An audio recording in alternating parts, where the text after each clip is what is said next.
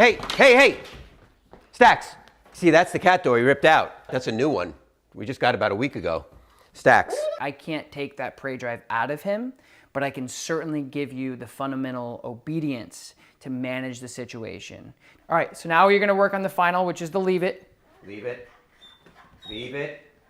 Good.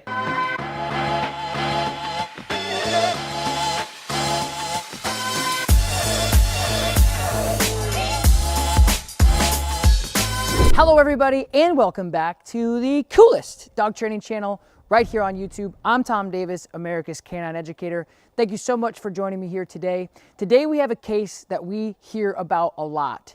We have a dog that is chasing a cat. It's a new addition to the family, and obviously it's creating a ton of stress within the household. So as you guys know, I've done a lot of these cat and dog integrations, and we've been really successful in the past, and I'm hoping we can do that here today.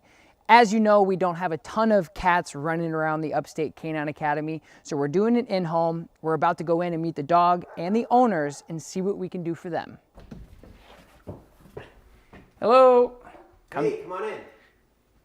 I'm Tom. Fred. Nice to meet you. Nice to meet you too. Thanks for coming. Yeah, no problem. All right. We have a challenge here. Yeah, I heard. So let's see what we can do. Let's go have a seat actually, and we'll talk about what's going on. Great, come on in.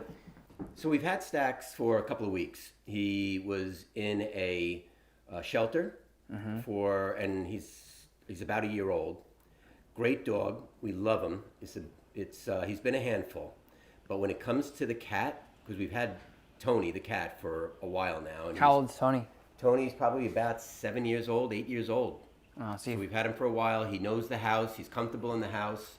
And he pretty much ran the house until we brought Stax home. Perfect. And it was difficult from the beginning, because of how he just sees Tony as a prey.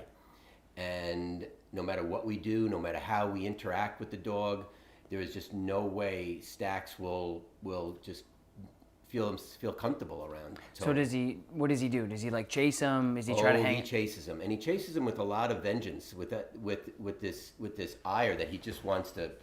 I don't think he would, because he has cornered him a couple of times. Yeah. Or once actually, that he kind of got a little out of hand, and he didn't go after him and try to kill him. You just think it's a game.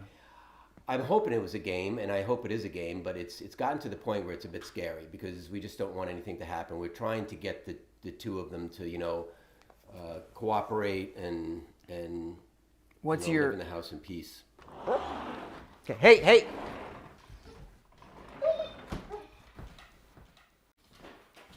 Hey! See, that's the cat door he ripped out. That's a new one. We just got about a week ago. Stax. So I always like to tell people in the integration process, like in your case, you're bringing in an adult dog to the house. Now, if you have a puppy, this is a little different, because puppies really can't do a lot of damage. They might chase the cat around and it might be cute, but they typically, in experiences like this, they typically grow up like my dogs. They're all 100 pounds or more. Once they grow up with the animal together, then they really just have a playful relationship. When you integrate a new dog that's maybe a year or older, or 6 months or older, you have to make sure that it's safe for the cat. So making sure that you're integrating with safety precautions. So some of those things will include like baby gates. And in your case, your dog is big enough where baby gate's not gonna work. He'll jump right over that thing, blow right through it. If you have a smaller dog, you can use a baby gate. And what that does is it's like when you put a new fish into a fish tank, it takes 24 hours for them to integrate into that tank and get used to the water, if you will. So that helps a lot with the integration process. It keeps them safe. It keeps the cat feeling a little safe. They're not being chased. If your cat can jump up on things, that's a little different too. That provides them a little bit of safety. But you got to make sure that if you are getting an adult dog, especially for you guys at home, you need to make sure that when you are bringing an adult dog in, that you have those safety precautions in place. And what I'm going to do too is I'm going to throw up what an X-Pen is in the corner here on the screen, because an X-Pen is basically like, some people use them for puppy raising, where it's like a really big playpen for a baby. Yes. But you can get them up to 4 feet, and I'll link a description below. You guys can see what that looks like on Amazon or something. But what that does is it also allows your dog to be in an area that the cat is also associated with. So it's not great for bigger dogs because it is a small area. But if your cat is really comfortable with being in spaces that are smaller as well, you can put your cat in there and just kind of integrate them that way. That way it's a really safe bet and you don't have to worry and stress so much that nothing's gonna happen to the cat. Right. So what I'm gonna do is we're gonna grab Stax, we're gonna get him in here, and I'm gonna go over some of these really key fundamental principles of obedience that really helps with this. And I think the most important thing for you as a dog owner is to realize that we can't tell a fish not to swim. And in this case, it means like I can't take that prey drive out of him, but I can certainly give you the fundamental obedience to manage the situation. To say like, hey buddy, I know what you want to do, but I have to teach you these things. And right now it doesn't sound like you guys have any structure like within what you're doing. He's kind of running the roost, yeah? He is. Like I said, if we don't take certain precautions, it's Right. going to turn into a Yeah. bad thing. So the obedience portion is not only going to help you guys with managing this dog-cat situation and helping them integrate, but it's also going to be an outstanding way for you guys to get to know each other. And it's great obedience anyway. I mean, everybody should have the control. And what you'll see also too is this will transfer to your life. You have friends over, you have family over. Right. It is cute when a dog comes up and says, hey, I love you, but it's not going to be cute when they're jumping and they're barking, they're overstimulated, they're darting out the door. You really want to make sure that everything that you do with your dog is structured, and that way you want them to be a dog, be funny and cute. But when you say, hey buddy, I need a little bit of focus here, you need to be able to do that. So these exercises are going to be crucial across the board, not only for the dog in the cat situation, but just across the board with your relationship with the dog. Oh, I know. Sit. Good boy. I know. Good boy. Good boy. I know. I know. Okay. Okay. Stax, come. So the three things I like to teach dogs for this type of stuff is very basic. The place command, the recall, which is the come command, and then the leave it command. So the place command is basically a targeted area like this bed here that we have set up. So it could be a bed, it could be a cot, anything other than the ground. And what we want to be able to do is say, hey dog, go there. Because what that does is it initially takes away and decompresses that pressure of him going like, where's the cat? So if you say, again, like we talked about before, I know what you want to do, you're a dog, you have a prey drive, but here's what I want you to do, and it'll decompress that prey drive.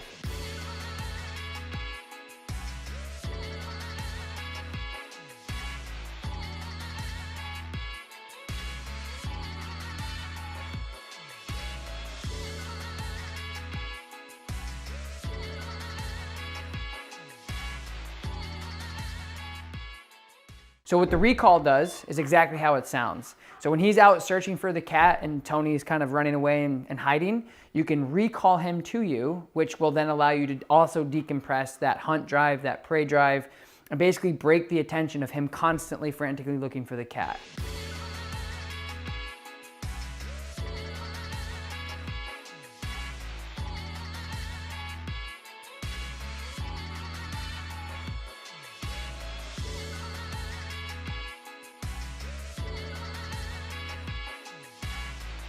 So last but not least will be the leave it command. The leave it command is going to be universally used for pretty much anything you do not want him engaged in. That's going to come at the very end when we bring Tony out. Hopefully we can get him out of his scared place, and we can then say, hey Stax, leave it, and then for him to disengage off of Tony to redirect his attention. All right, so this is Tony. So we're going to really practice the leave it command. So you got to remember, Tony is in your hands. I have the ball. Stax, please. Good. Good. Good place. All right, now you're going to let him out.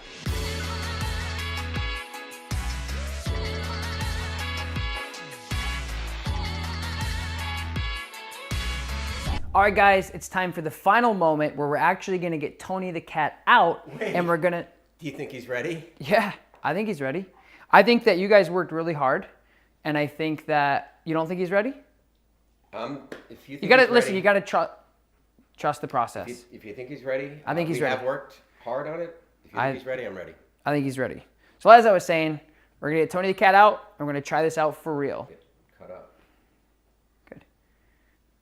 All right. So now what you're going to do is now we got the cat out. What I need you to do is you're going This to, is already better. yeah, you're going to call him backwards, and you're going to tell him the place. So recall, walk backwards. Place. Good. Down. Stay. Good place. Good place. Stay. Stay.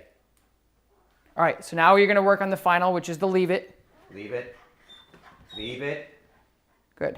All right, Fred, so now you're gonna recall him to you. Stacks, come. Good. Now send him to his place. Stacks, place. Oh, Good. Stacks, place. Good. So now what I want you to do is, Good leave. Stacks. Good leave. Leave it. Good boy.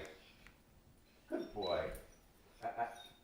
okay, now Good boy. Christine, why don't you just get up and just walk that way, and he's gonna follow Christine and the cat. Tell him to leave it. Leave it. Good. Let him out a little bit.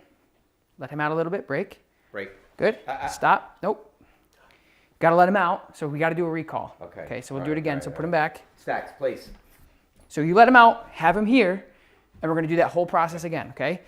Stacks, break. Good. Let him go. Hold. Recall him. Stacks, come. Good. Come.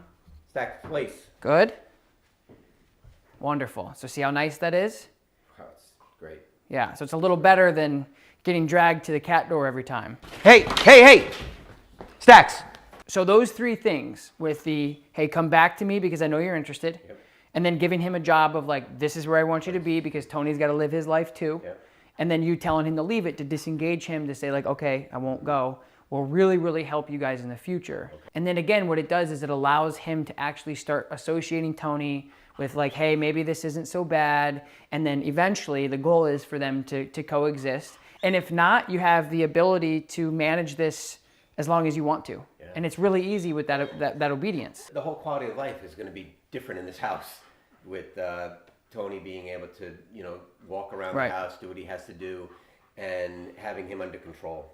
So you're not completely out of the woods yet. There's still a lot of work that you need to do, but now you're in a situation, you have the tools to manage it, and you're going to be a lot more successful now. Instead of just having him run around and be a shepherd, now he's going to be a shepherd with structure and control. Yes, I can see it. I can see we have the tools. There's no doubt about it, Tom. Thank you. Yeah, really. You're welcome. Thank you guys so very much for joining me here today on my channel. Don't forget, like this video, subscribe to my channel, and leave a comment down below and let me know what you guys thought of this video. Peace.